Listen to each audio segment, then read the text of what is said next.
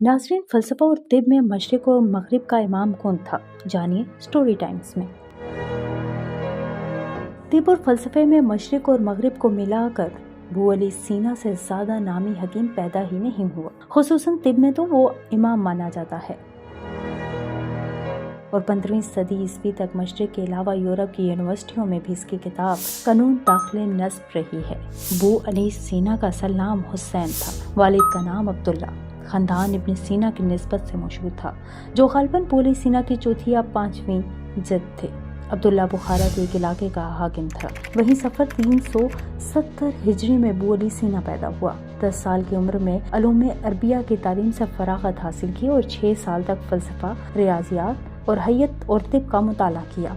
17 साल की उम्र में इसकी तिब्बी खदाकत का ये आलम था कि इसने एक सादमानी बादशाह नूह इब्न मंसूर का इलाज किया, जो एक नहायत खतरनाक मर्ज में मुब्तला था। जब बादशाह को सेहत हासिल हुई तो इसने दूसरे इनामात के अलावा अबू अली सीना को इसकी ख्वाहिश पर अपने कुतुब खाना शाही से इस्तिफादा हासिल करने की इजाज़त भी दे दी। समानी ख़ानदान 1004 में ख़त्म हुआ तो अबू अली सीना ने कुछ मुद्दत ख़वारज़म के बादशाह की मुलाज़मत की। इसके बाद जजान में मंतक और हय्यत की तदरीस में मसरूफ़ रहा, जहाँ से वो हमदान पहुँचा और शम्सुद्दौला का वज़ीर बन गया।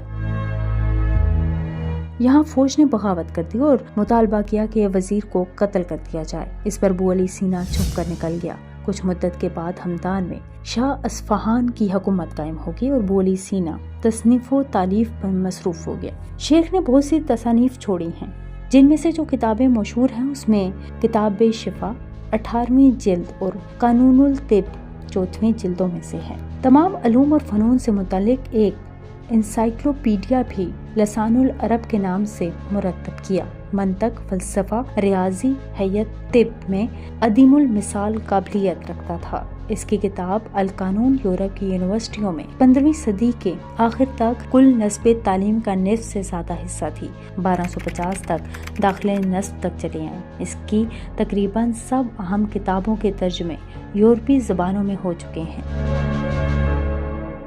उसकी किताब अल कानून यूरोप की यूनिवर्सिटियों में 15वीं सदी के आखिर तक कुल नस्ब तालीम का निस्फ से ज़्यादा हिस्सा थी। अबू अली सीना सख्त दिमागी मेहनत का आदी था। एक दफ़ा एक जंगी मुहिम के सिलसिले में फ़ौज के साथ जा रहा था कि शदीद फॉलिज में मुब्तला हुआ। जून 1037 में इंतकाल हो गया।